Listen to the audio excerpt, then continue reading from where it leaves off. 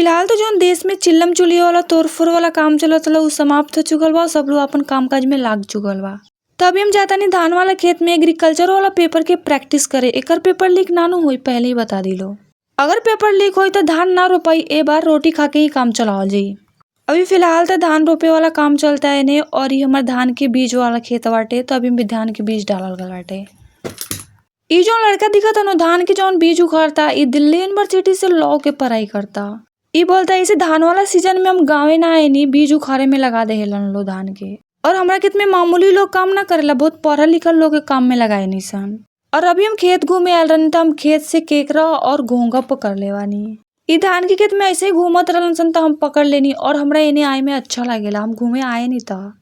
इन्हें हल्का हल्का बारिश भयल रहला, और बारिश के टाइम में इन्हें घूमे आए में बहुत मजा आयला। और इन्हें आके हम ढेर सारा फोटो और वीडियो भी लेनी। केकड़ा और घोंगा भी पकड़नी और ढेर सारा मस्ती भी गईनी।